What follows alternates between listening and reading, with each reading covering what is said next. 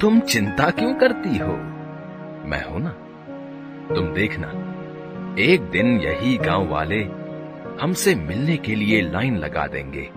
मजदूरी करके भी इतने पैसे नहीं कमा पाता हूं जितना बाकी कमा लेते हैं, लेकिन तुम देखना, एक ना एक दिन हमारा भी सम्मान होगा।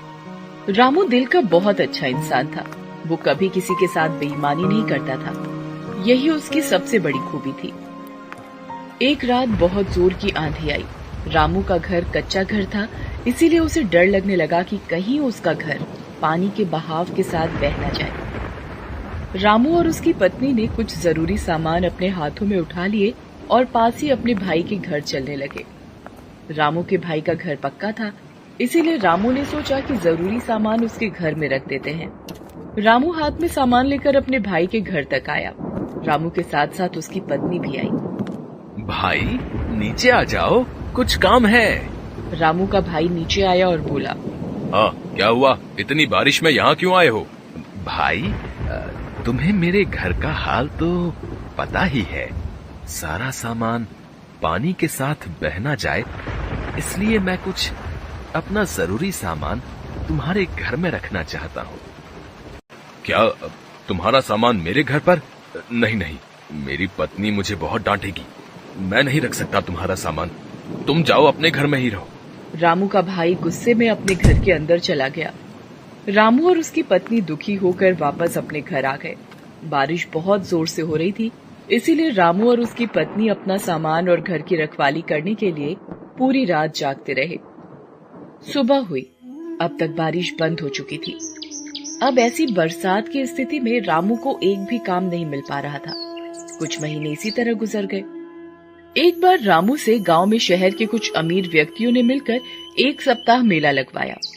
सभी अमीर व्यापारी अपनी अपनी मोटर गाड़ियों में गांव का मेला देखने आए। एक व्यापारी अपनी गाड़ी से गांव तक आ गया। अचानक जोर जोर से बारिश होने लगी। उस व्यापारी की गाड़ी कीचड़ में फंस गई। उसने बहुत कोशिश की, लेकिन उसकी गाड़ी कीचड़ से नहीं निकल पा रही थी। बारिश बहुत तेज हो रही थी। गांव के कुछ लोग वहां से गुजर रहे थे, तो व्यापारी ने उनसे मदद मांगी। इतनी बारिश में हम क्या मदद करेंगे? ऐसा कहकर वे लोग वहां से चले गए। लगातार बारिश हो ही रही थी। व्यापारी सभी को आवाज देकर बुला रहा था, पर सभी उसकी मदद करने से इनकार कर रहे थे। रामू सभी जगह से काम मांग कर निराश होकर घर लौट रहा था। बारिश बहुत तेज हो रही थी, इसीलिए वो दौड़ता हुआ घर की ओर जा रहा था। तभी उसने देखा कि एक गाड़ी कीचड़ में फंसी हुई थी। उसे मुसीबत में देखकर रामू गाड़ी के पास आया और वो कीचड़ से गाड़ी निकालने में मदद करने लगा। गाड़ी के पहिए कीचड़ में अंदर तक धंस चुके थे। साहब, इसके पहिए कीचड़ में अंदर तक धंस गए हैं। मैं पास से सारी कीचड़ हटाता हूँ, आप गाड़ी निकालने की कोशिश करें। थोड़ी मशक्कत करने के बाद गाड़ी के पहिए कीचड़ से निकल गए। गाड़ी थोड़ी आगे तक गई। रामू उसे देख रहा था।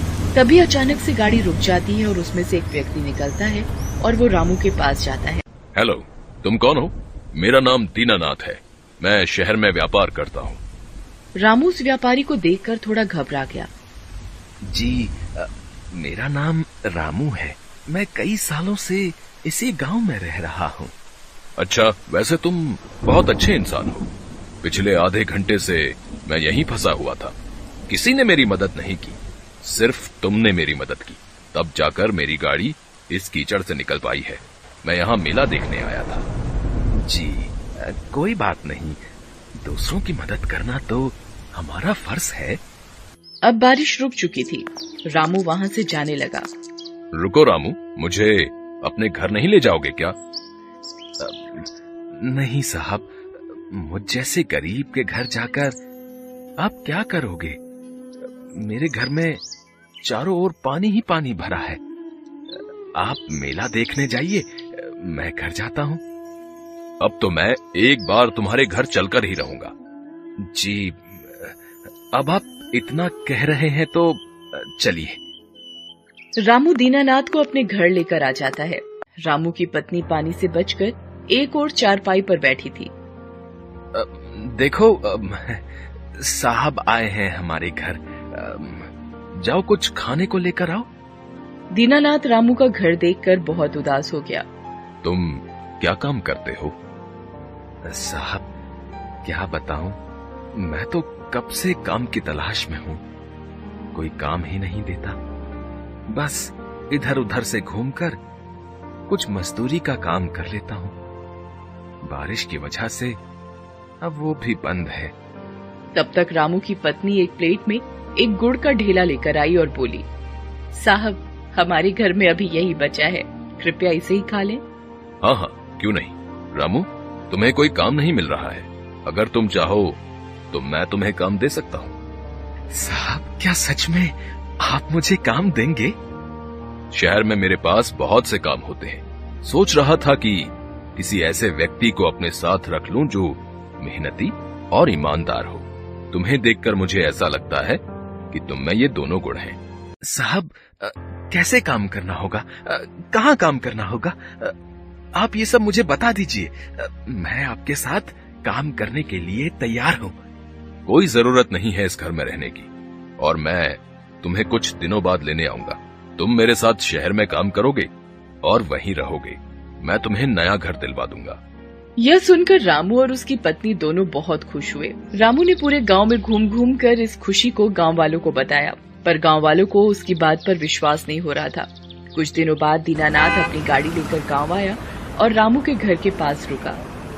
रामू, सारा सामान तैयार है ना? चलो चलते हैं। रामू और उसकी पत्नी सारा सामान लेकर दीनानाथ की गाड़ी में बैठ गए। गाड़ी चल पड़ी। सभी गांव वालों का ध्यान उन्हीं लोगों पर था। दीनानाथ रामू और उसकी पत्नी को शहर लेकर आ गया। उसके बाद उसने उन दोनों को रहने के लिए एक घर दे दिया।